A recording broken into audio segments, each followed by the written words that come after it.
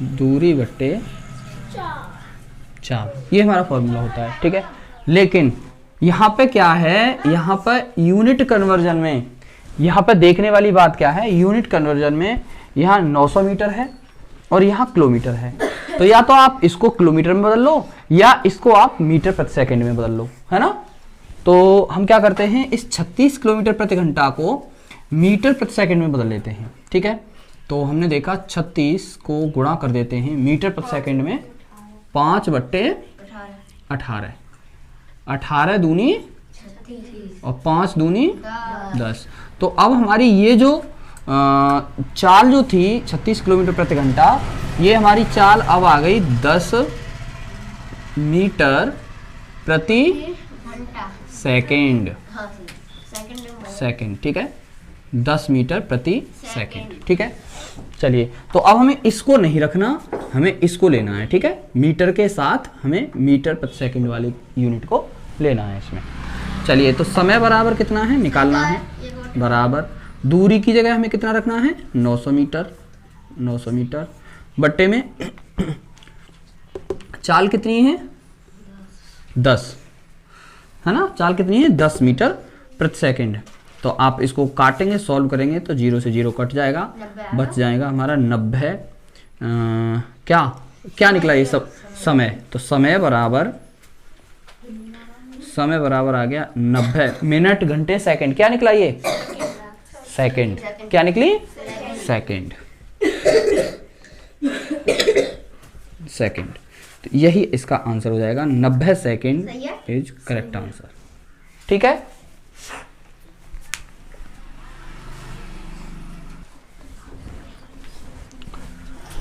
चलिए, ये प्रश्न देख लीजिए कैसा है। 12 संतरों की कीमत 72 रुपए है, तो 26 संतरों की कीमत कितनी होगी, कैसे निकालेंगे। इसके लिए सबसे पहले हमें ये चीज याद रखनी चाहिए कि एक वस्तु की कीमत, सबसे पहले हमें पता होना चाहिए कि एक वस्तु की कीमत कैसे निकालते हैं और कितनी निकलेगी एक वस्तु की कीमत, ठीक है। तो कैसे निकालेंगे एक वस्तु की कीमत, ठीक है। तो इसको याद रखेंगे सब बच्चे, ठीक है। एक वस्तु की कीमत बराबर, ठीक है, एक वस्तु की कीमत बराबर होता है, यहाँ पर जितनी बार वस्तुएं होती हैं, जैसे यहाँ 72, ये 12 संतरे हैं ना, तो 12 वस्तुएं हैं, तो यहाँ पर रखेंगे कुल वस्तुएं, और यहाँ पर रखेंगे कि वो टोटल जो वस्तुएं हैं वो कितने रुपए की मिल रही हैं, तो यहाँ रखेंगे कुल रुपए, ठीक है। ये होता है हमारा एक फॉर्मूला, हमेशा ध्यान रखेंगे इसको, ठीक है। इस फॉर्मूला को हमेशा याद रखेंगे, कभी भी जरूरत पड़ी आपको कि एक वस्तु की कीमत निकालनी पड़ गई, और बहुत सारे प्रश्नों में ऐसे, इस टाइप के प्रश्नों में एक वस्तु की कीमत ज़्यादातर निकालनी पड़ जाती है, तो आप करेंगे कैसे, एक वस्तु की कीमत बराबर होती है कुल रुपए, रुपया हमेशा ऊपर रखेंगे, कितने रुपए की खरीदी जा रही हैं, कितनी वस्तुएं, ठीक है। तो कुल वस्तुएं नीचे रखेंगे आप, ठीक है। सबको पता है, एकदम क्लियर कंफर्म है। चलिए, अब इसी फॉर्मूला से देखिए निकालते हैं हम, बराबर, यहाँ बराबर लगाते हैं, कुल रुपए कितने आ रहे हैं, 72, 72 ऊपर रखेंगे, और संतरे कितने हैं, वस्तुएं कितनी है, 12 नीचे रख लेंगे, ठीक है। तो इससे जब हम काटेंगे 12 छिंग 72, यानी कि एक संतरे की कीमत, एक संतरे की कीमत कितने रुपए आ रही है, 6 रुपए, ठीक है। तो हमने एक वस्तु की कीमत निकाल ली यहाँ से, ठीक है। इतना क्लियर समझ में आ रहा है सबको, एक वस्तु की कीमत हमने यहाँ से निकाल ली, इस तरह से कुल रुपए रखे और कुल वस्तुएं रखे। अब हम करेंगे क्या, यदि एक संतरा 6 रुपए में मिल रहा है तो 26 संतरे कितने रुपए में मिलेंगे, इसके लिए हमें करना क्या है कि मल्टीप्लाई यानी गुणा करना है 26 से 6 का, ठीक है। तो हम क्या करेंगे, 26 संतरे कितने रुपए में मिलेंगे, एक संतरा यदि 6 रुपए में मिल रहा है तो, ठीक है। तो गुणा कर लेंगे, 6 छंग 36 के 6 हासिल 3, 6 दूनी 12 और 3 15, तो 156 रुपया इसका सही आंसर हो जाएगा, ठीक है। तो इस तरह से आगे आने वाले प्रश्नों को आप हल कर पाएंगे। सही मेथड ये है इसकी, समझ में आया होगा सब बच्चों को। चलिए चलिए देखिए प्रश्न क्या कह रहा है ये, 13 पेंसिलों की कीमत 42 रुपया है, तो 26 पेंसिलों की कीमत क्या होगी। किस तरह से निकालेंगे ऐसे प्रश्नों को, अभी मैंने अगले प्रश्न में जिक्र किया था, जो सूत्र मैंने लगाया था उस सूत्र को रख लेंगे आप। तो कुल पेंसिलें यानी कुल वस्तुएं कहाँ रखनी है हमें, नीचे, तो 13 हमारी यहां आ जाएगी, ठीक है, 13 ये कुल वस्तुएं, और कुल कीमत कितनी आ रही है इसकी, 42 रुपया, ठीक है। अब देखिए ये कटने वाला है नहीं, बट्टे में ही रहेगा। यहाँ कंफ्यूजन ये होती है बच्चों को कि अगर बट्टे में रहता है तब क्या करें, तो आप इसको ऐसे ही रहने दीजिए, ठीक है, ये एक वस्तु की ही कीमत है, ठीक है। अगर आप इसको सॉल्व करेंगे तो जो भी दशमलव में आएगा मान वो एक वस्तु की कीमत का आएगा। अब आप करेंगे क्या, अब आप मल्टीप्लाई तो करते थे, जिसका पूछा जा रहा है उससे मल्टीप्लाई करते थे एक वस्तु की कीमत से, तो आप इसको एक वस्तु की कीमत मान के और जिससे जितना पूछा जा रहा है आपसे उसका आप मल्टीप्लाई कर दीजिए, ठीक है। बस इतने को सॉल्व कर लो, आपका आंसर आ जाएगा। तो देखिए 13 से ये 42 नहीं कट रहा था, बट ये 13 से 26 कट रहा है, 13 दूनी 26 और 42 दूनी 84, और ये हमारा आंसर आ जाएगा 84 रुपया हो जाएगी 26 पेंसिलों की कीमत। क्लियर।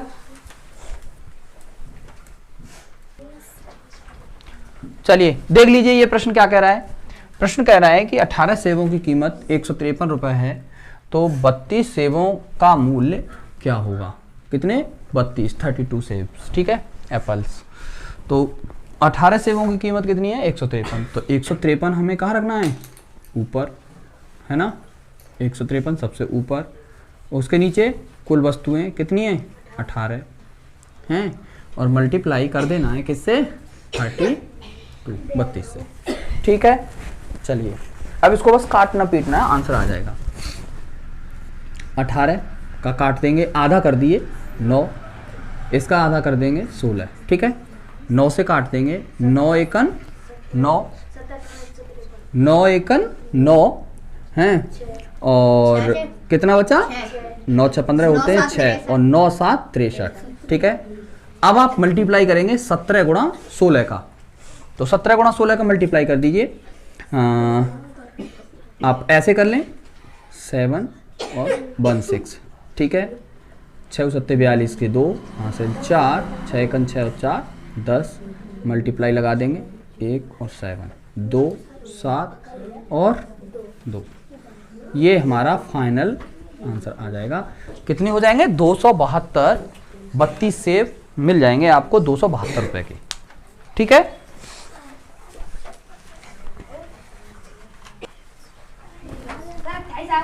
चलिए देखिए प्रश्न क्या है। प्रश्न कह रहा है कि 14 टीनों में 189 लीटर तेल भरा जा सकता है, तो 32 टीनों में कितना तेल भरा जा सकता है ना, भरा जा सकता है। चलिए वही करेंगे कि 14 टीनों में इतना लीटर तेल भरा जा रहा है, ठीक है। तो 14 टीनों की संख्या, तो एक टीन की संख्या निकाल लेंगे, एक टीन में कितना तेल भरा जा रहा है, तो एक हम यहाँ लिख लेते हैं, एक टीन में तेल बराबर कितना, टोटल संख्या ऊपर रखेंगे तेल की, है ना, तो 189 और टीनों की संख्या कितनी है, 14, ठीक है। तो ये तो निकल के आ गई एक टीन में संख्या, ठीक है। कट रहा है क्या ये, 14 एकन 14 और 4 नहीं कट रहा, नहीं कट रहा, 7 से तो कट रहा है बट 14 से नहीं कट रहा है, ठीक है। इसको रहने दें, ऐसे ही रहने दें इसको, ठीक है, इसको आप ऐसे रहने दें। अब हमें क्या करना है, अब जितने टीनों में पूछा गया है उसका मल्टीप्लाई कर दो, उसका मल्टीप्लाई कर दो, आंसर आ जाएगा आपका, ठीक है। चलो कर लेते हैं, इसके आधे 7, इसके आधे 16, ठीक है। 7 से काटेंगे, 7 दूनी 14, 4 सत्तू 49। अब आप क्या कर लेंगे, मल्टीप्लाई कर देंगे 27 का 27 में 16 का 16 का, शांत रहेंगे बच्चे सभी। 6 7 42 के 2 हासिल 4, 6 दूनी 12, 12 और 4 16, मल्टीप्लाई में लिख देंगे यहाँ 27, 2 6 और 7 13, 3 हासिल 3 और 1 4, तो 432 रुपया निकल के आ जाएगी हमारी 32 रुपया नहीं है, सॉरी, ये यहाँ पे तेल पूछा जा रहा है, कितना तेल भरा जा सकता है, तो 432 लीटर। कितना? 432 लीटर तेल 32 टीनों में भरा जा सकता है। क्लियर? चलिए, तो ये इस तरह से हो जाएगा। चलो अगला प्रश्न देख लेते हैं। अब अगला प्रश्न कह रहा है कि 6 नींबुओं का मूल्य 39 रुपया है, तो 6 नींबुओं का मूल्य 39 रुपया है, तो 182 रुपए में कितने नींबू खरीदे जा सकते हैं? ठीक है, अब थोड़ा सा टर्म चेंज कर दिया यहाँ पे। किस तरह से करेंगे? देखो, 6 नींबुओं की कीमत कितनी है? 39 रुपया। तो आप क्या करेंगे? आप क्या करेंगे? एक नींबू की कीमत निकाल लेंगे। क्या पूरी संख्या नहीं कट रही इसकी, है ना? तो अब आप क्या करेंगे? तो देखिए फॉर्मूला हमारा वही रहेगा कि कुल मूल्य ऊपर और कुल वस्तुएं नीचे, है ना? तो हमारा वो क्या था, एक वस्तु का मूल्य निकालने के लिए हम क्या करते थे? कुल मूल्य ऊपर और कुल वस्तुएं नीचे। तो कुल मूल्य हमारा क्या है, यहाँ लिख लेते हैं हम, कुल मूल्य, है ना, और बट्टे में कुल वस्तुएं, है ना, कुल मूल्य और कुल वस्तुएं, और उसमें गुणा कर देते थे हम जितना पूछा जा रहा था, है ना? तो यहाँ पर गुणा में हम क्या रखेंगे? x। अभी हमसे ये नहीं पूछा जा रहा कि संख्या की कितनी वस्तुओं की ये कीमत रहेगी, हमसे पूछा जा रहा है कीमत इसकी ये रही 182, है ना? बात समझ में आ रही है?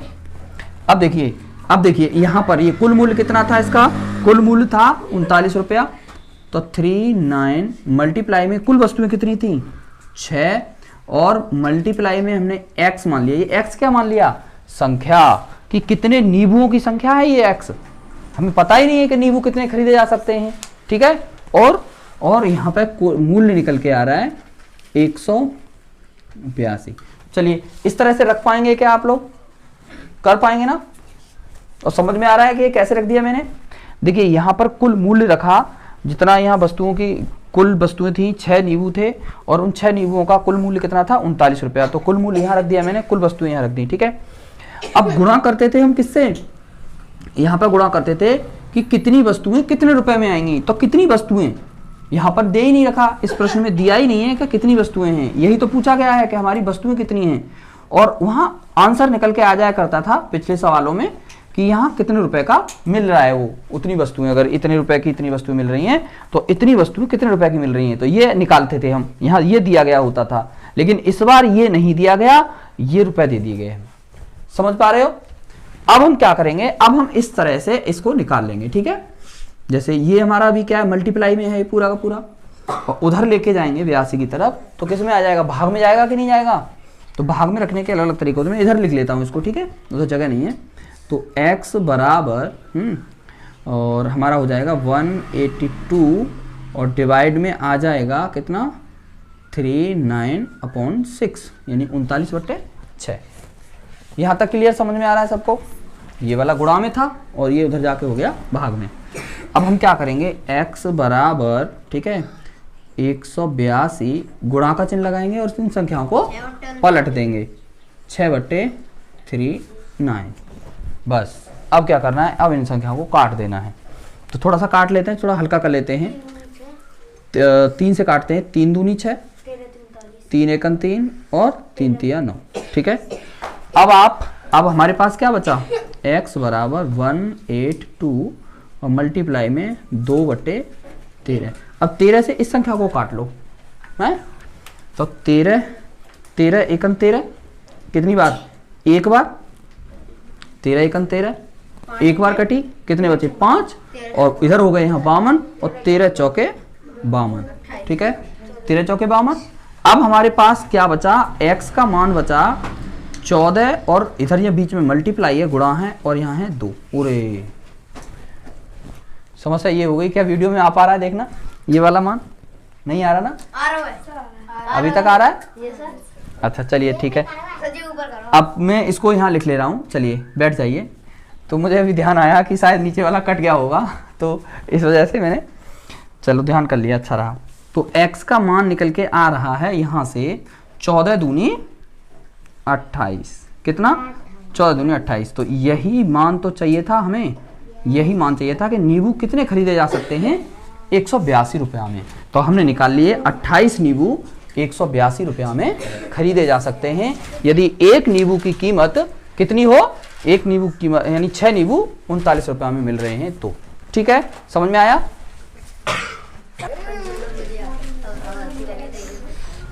क्या करो हंसिया भाई। चलिए, तो ये वाला प्रश्न है सेम बिल्कुल उसी पैटर्न पे है जैसे अभी हमने दिया था कि करना क्या है इसमें।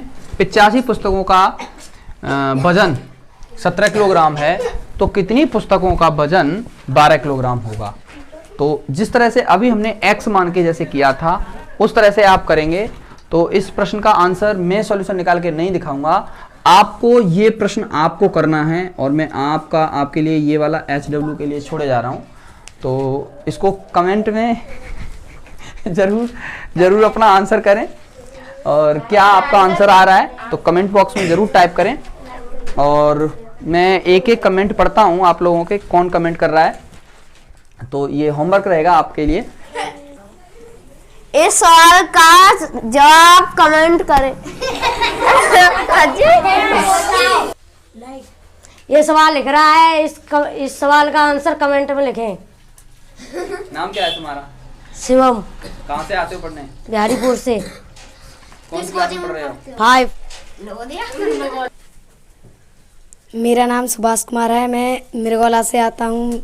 इस कोचिंग का नाम भूर नवोदय है। इस प्रश्न का उत्तर कमेंट बॉक्स में जरूर लिखें। मेरा नाम यश चौधरी है, मैं कक्षा 4 में पढ़ता हूँ। मैं यहाँ नवोदय विद्या ज्ञान की तैयारी कर रहा हूँ। मुझे ये प्रश्न आता है, इस प्रश्न का उत्तर कमेंट बॉक्स में जरूर लिखें।